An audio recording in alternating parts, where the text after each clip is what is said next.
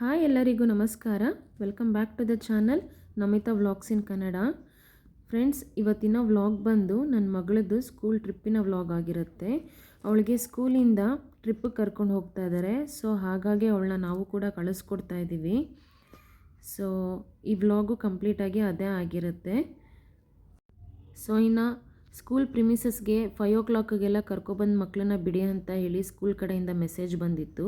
So ಹಾಗಾಗಿ ನಾವು ಕೂಡ ಅವಳನ್ನ 5 o'clockಗೆ ಕರ್ಕೊಂಡು ಹೋಗ್ತಾ ಇದ್ದೀವಿ ಸ್ಕೂಲ್ ಹತ್ರ.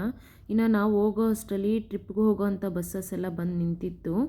ಸೊ ಅಲ್ಲಿ ನಾವು ಕರ್ಕೊಂಡು ಹೋಗಿ ಮಕ್ಕಳನ್ನ ಬಿಟ್ಟಾದಮೇಲೆ ಅವರಲ್ಲಿ ಎಲ್ಲ ಮಕ್ಕಳು ಬಂದಿದ್ದಾರೆ ಅಂತ ಎಲ್ಲ ಚೆಕ್ ಮಾಡಿಕೊಂಡು ಕರೆಕ್ಟಾಗಿ ಮಕ್ಕಳಿದ್ದಾರೆ ಅಂತ ಎಲ್ಲ ನೋಡಿಕೊಂಡು ಆಮೇಲೆ ಅವರು ಬಸ್ಸಿಗೆ ಕರ್ಕೊಂಡು ಹೋದರು. ಸೊ ನಾವು ಕೂಡ ಹೋಗೋ ಅಷ್ಟರಲ್ಲಿ ಪೇರೆಂಟ್ಸ್ ಎಲ್ಲ ಬಂದುಬಿಟ್ಟಿದ್ರು. ತುಂಬ ಜನ ಮಕ್ಕಳು ಪೇರೆಂಟ್ಸ್ ಬಂದಿದ್ದರು. ಸೊ ಅವರು ಕೂಡ ಆಚೆ ಕಡೆನೇ ವೆಯ್ಟ್ ಮಾಡ್ತಾಯಿದ್ರು.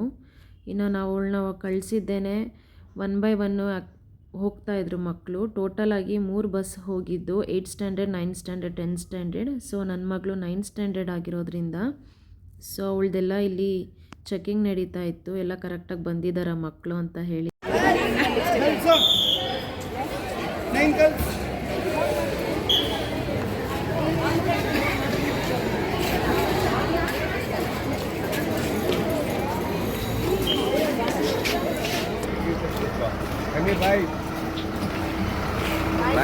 शीतल बाय.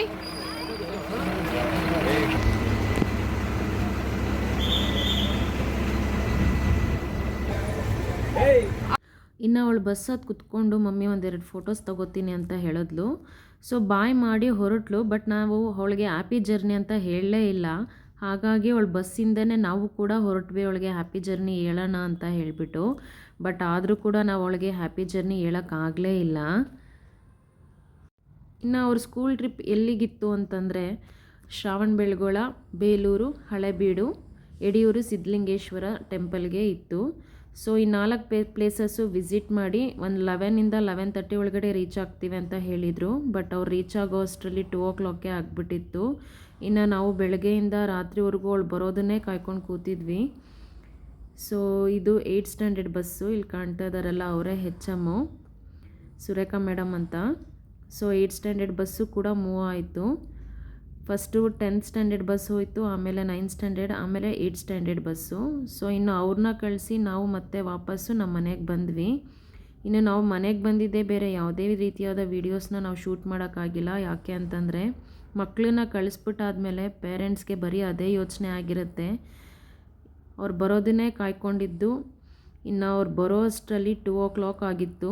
ರಿಟರ್ನ್ ಈಗ ವಾಪಸ್ ಬರ್ತಾ ಇದ್ದಾರೆ. ಮಧ್ಯರಾತ್ರಿ 2 o'clockಗೆ ಎಲ್ಲ ಪೇರೆಂಟ್ಸು ಬಂದು ವೆಯ್ಟ್ ಮಾಡ್ತಾಯಿದ್ರು ಮಕ್ಳಿಗೋಸ್ಕರ.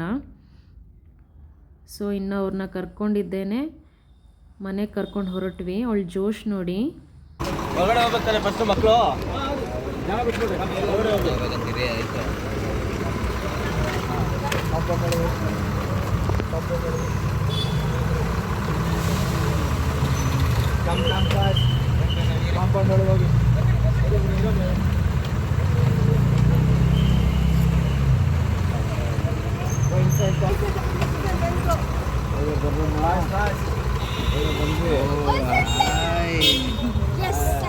ಹೋಗು ಹೋಗು ಫಸ್ಟ್ ಹೋಗು.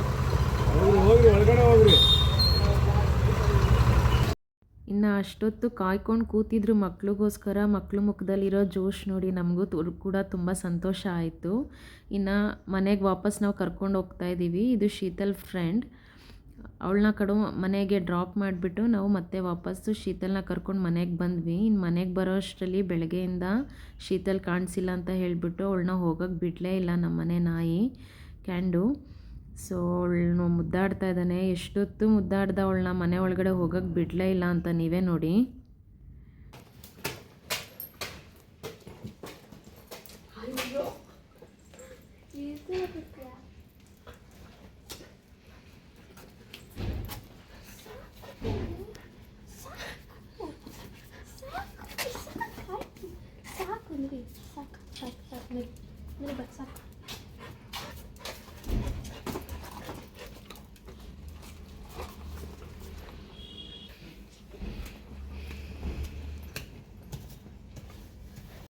ಸೊ ಅಷ್ಟೇ ಫ್ರೆಂಡ್ಸ್, ನೋಡಿದ್ರಲ್ಲ ಎಷ್ಟು ಚೆನ್ನಾಗಿ ಮುದ್ದಾಡ್ತಾ ಇತ್ತು ಅಂತ. ಸೊ ಇವತ್ತಿನ ಈ ಪುಟ್ಟ ವ್ಲಾಗ್ನ ನಾನು ಇಲ್ಲಿಗೆ ಕಂಪ್ಲೀಟ್ ಮಾಡ್ತಾ ಇದ್ದೀನಿ.